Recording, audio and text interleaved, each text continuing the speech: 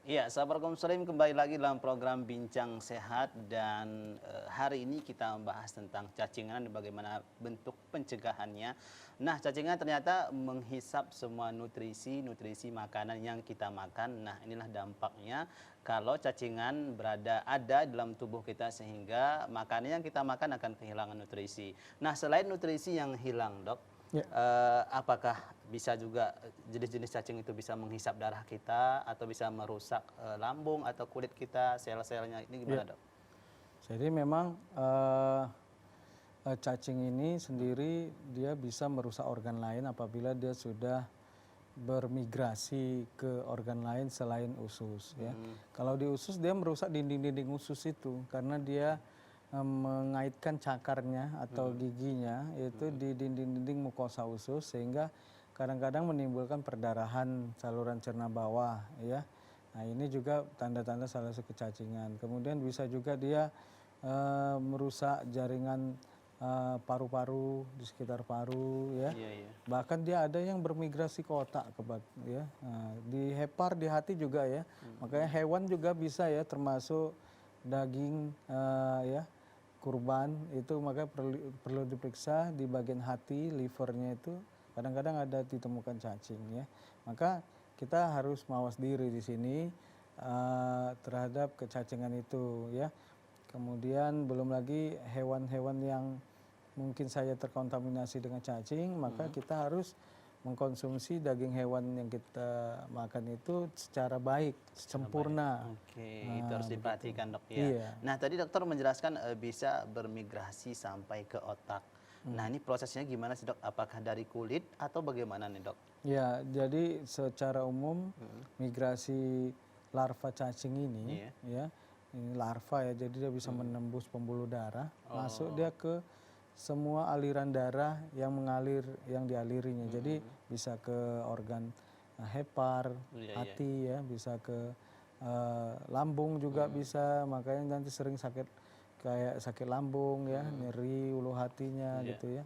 Kemudian ke paru-paru, ke otak tadi atau menyumbat kelenjar getah bening gitu dia ya.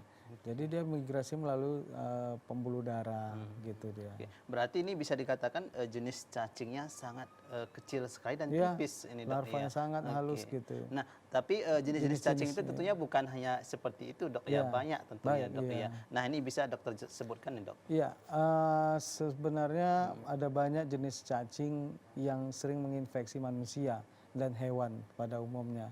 Ini ada yang kita kenal cacing gelang, ya. Nah, ini kemudian ada cacing pita, ya. Iya. Memang bentuknya seperti pita. Cacing gelang itu melungkur gini seperti gelang. Memang mungkin penamaannya sederhana seperti itu. Iya. Kemudian ada yang dibilang cacing cambuk, ya. Bentuknya Mirip seperti kepalanya, cambuk mungkin, Dok ya ya. seperti cambuk itu. Ujungnya halus tipis seperti itu ya. Kemudian ada cacing kremi ya.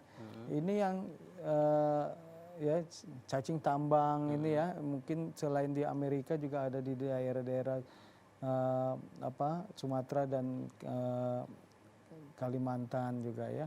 Ini yang daerah tropis yang banyak hutan gitu. Jadi ini sangat tumbuh subur cacing. Jadi orang-orang yang berada di sekitar daerah tropis itu di hutan atau di perkebunan Iya. itu sangat rentan terinfeksi oleh cacing gitu. Oke. Nah, dari beberapa bentuk cacing tadi ada pita, ada cambuk, ada gelang, ada kremi, Dok ya. Iya. Nah, ini kira-kira mereka ketika masuk di tubuh ini apakah semuanya di usus, di lambung kita atau seperti yang dokter sampaikan tadi ada yang di anus seperti kremi, ada yang sampai bisa migrasi ke otak Iya. kita. Iya. Nah, kemudian bahaya-bahaya mereka ini gimana, Dok, di tubuh Iya, kita? memang Beda-beda nggak, Dok? tidak secara spesifik dijelaskan Iya. mana yang suka di lambung, mana yang suka di anus, mana yang suka di menjalar ke paru-paru ya. Secara umum ke semua jenis cacing itu Bisa masuk ke tubuh. potensi ya larvanya itu ya. Oke. Dan ini yang perlu kita khawatirkan ya bahwa kalau sudah masuk menjelajahi berbagai organ tubuh ini yang sulit pengobatannya karena selama ini pengobatan cacing yang kita tahu itu hanya pengobatan cacing yang ada di usus saluran cerna. Kan obat cacing itu kerjanya dia lokal ya. Jadi hanya membasmi dan zat-zat di kandungan yang berkhasiat di dalamnya itu hanya berada di dalam saluran cerna atau usus. Nah, kalau ada larva cacing yang migrasi ke organ lain, ini yang sulit ditangani. Makanya kita sudah sewajarnya untuk care dan peduli terhadap infeksi cacing ini dengan melakukan beberapa pencegahan ya, begitu. Ya, kira-kira dok yang paling berbahaya nih dok di tubuh kita itu cacing jenis yang mana ya nih dok? Tidak ada yang spesifik untuk itu ya. Semua Semuanya berbahaya? itu ya, karena yang paling berbahaya itu kalau dia sudah migrasi ke organ-organ vital tubuh.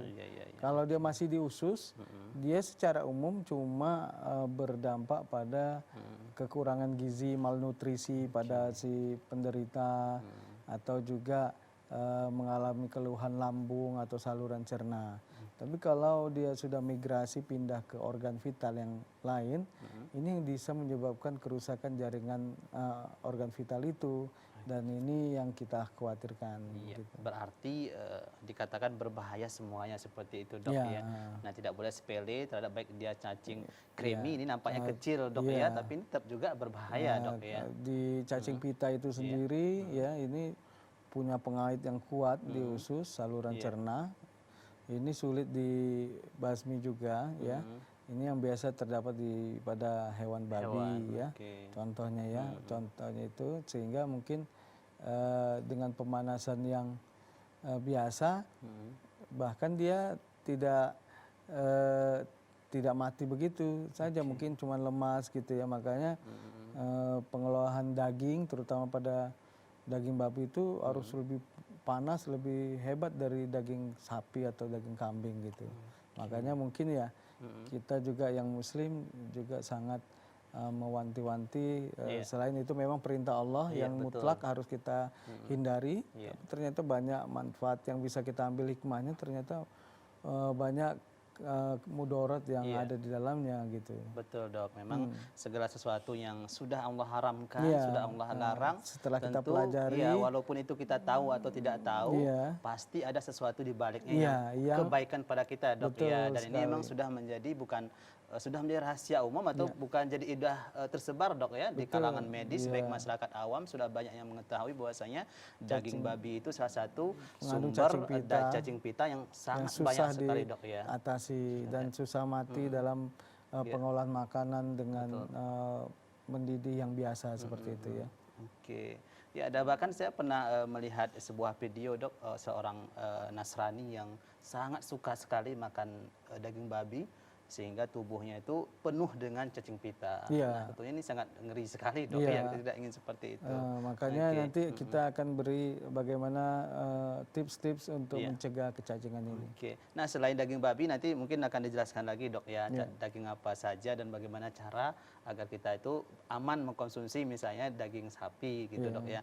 Nah kita kembali ke masalah cacing di awal tadi, dokter menjelaskan salah satu bisa dikatakan faktor risikonya adalah karena iklim kita adalah iklim tropis. Ini salah satu faktor risiko kenapa orang Indonesia sangat mudah sekali, subur sekali pertumbuhan cacing. Nah selain itu dok, faktor risikonya misalnya dari sisi pekerjaan, dari sisi perilaku ada nggak dok? Ya, ada beberapa pekerjaan atau lingkungan yang beresiko terhadap kecacingan ini ya.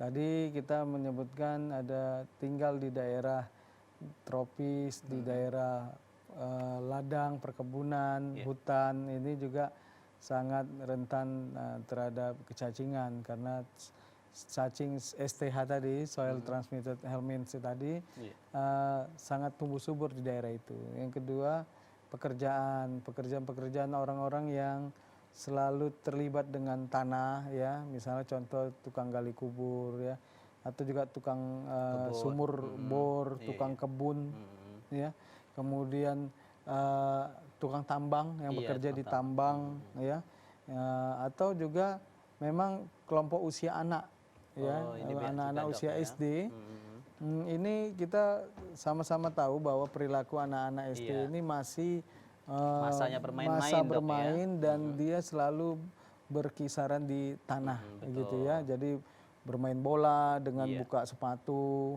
ya, kemudian main bola kasti. Ini semua perilaku yang semua terhubung dengan tanah. Nah, kondisi ini tidak diperhatikan oleh orang tua dengan dibiarkan, karena anak pada prinsipnya kan tetap melakukan hal-hal yang kurang tepat Iya. kalau dia tidak dikasih tahu. Nah, sering sekali orang tua tidak mengajarkan anak untuk mencuci tangan, ya, mencuci kaki. Yes. Makanya kita pernah atau sering mendengar nasihat orang tua kita, mau tidur cuci tangan, Iya, cuci betul. kaki.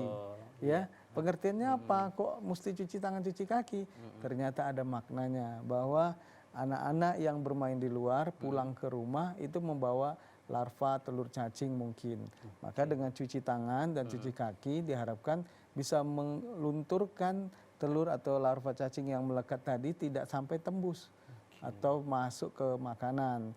Jadi cuci tangannya pun juga dengan air yang mengalir dan menggunakan sabun semampunya.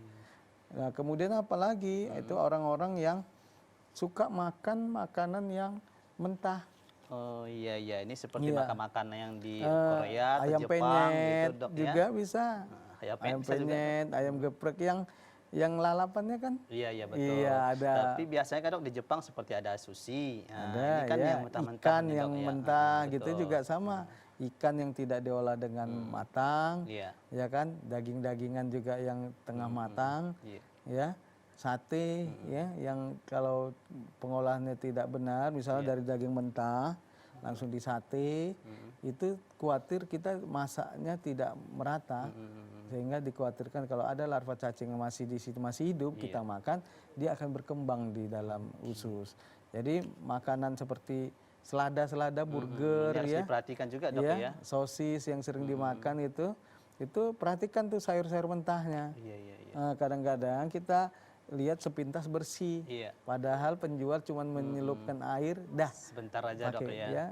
Pencucian sayur yang lalapan yang diharapkan yang baik itu setidaknya dia harus dibersihkan, dicuci dengan air yang mengalir. Iya iya iya, Ya, betul. lebih dari 1 kali, ya, misalnya 3 kali. Kenapa harus air yang mengalir, Mas Darus? Betul. Kenapa Dok, ya? kira-kira? Nah, kira-kira sahabat Gua Muslim tahu juga Iya, tuh, Dok, iya. ya. Kita tahu nggak? Nah, kira-kira apa, Dok? Ya, kalau dia air yang di dalam air kobokan atau cuci tangan yang di dalam air yang bejana yang tidak mengalir, Iya.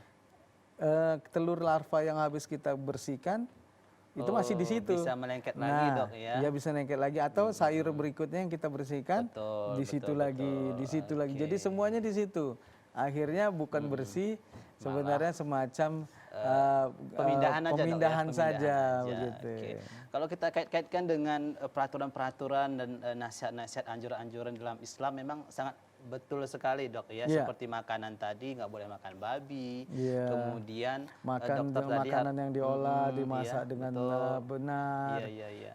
Mencuci tangan, ya, bahkan Rasulullah telah mengajarkannya itu dengan berwudu, Iya, iya, ya, betul. cuci tangan dengan air yang mengalir, ini luar biasa, ya. Kemudian ya wudu itu kan sama kaki juga, ya. Iya. Kemudian apa? Bersiwak, menjaga kebersihan gigi dan mulut, ya. Ini kan mencegah juga makanan yang terkontaminasi di mulut mungkin bisa kita buang keluar. Kemudian apa? Dengan memotong kuku, sunnah fitrah yang setiap hari Jumat itu salah satunya adalah memotong kuku. Ini tempat yang paling baik untuk telur dan larva cacing mengendap di Seperti situ. itu, Dok, ya. Jadi bagi orang yang kan ada sebagian orang, Dok, dengan mungkin ya tujuannya untuk gaya, untuk ya passion seperti itu, tapi ternyata ini tidak baik juga, Dok, ya. Selain dilarang dalam agama kita, juga ternyata dari sisi kesehatan juga ini tidak bagus. Iya, Luar dia, biasa sekali, Dok, ya. memang dalam hadis Rasulullah mengatakan itu dilarang gitu kan, karena Rasul nggak menuntunkan itu. Padahal tempat tidurnya setan gitu ya, kurang lebih. Iya betul. Nah, Kalau orang ternyata tua, itu tempat ya, tidurnya iblis, apa juga cacing. larva, Betul. telur cacing, karena Iya. dia lengket di situ, tempat yang baik sekali tersembunyi Betul. ya, dari cuci tangan secara umum. Iya. Dan begitu kita makan, dia lempel karena minyak-minyak kuah-kuah makanan menjadi pelarut dari telur Oke, cacing di iya. situ. Ternyata dok, kalau orang-orang misalnya Iya. non muslim, kalau memperhatikan dari sisi medis saja dok Iya. ya, kalau berpikir mereka dengan baik, insya Allah akan mendapat hidayah bahwasanya Iya. Islam itu memang luar biasa menganjurkannya Iya. dok ya. Iya. Oke, baiklah dok, nanti kita akan tanya-tanya lagi Iya. selain perilaku dan kebiasaan manusia itu akan menjadi faktor risiko tadi dok Iya. ya, begitu juga dengan anak-anak yang lebih rentan terkena Iya. cacingan. Nanti kita akan tanya lagi dok bagaimana cara pencegahan, Baik, pengobatannya. Nah, tapi sebelumnya kita jeda terlebih dahulu dok. Ya, sahabat kaum muslim yang ada di rumah, jangan kemana-mana, kita akan kembali setelah pesan-pesan berikut ini.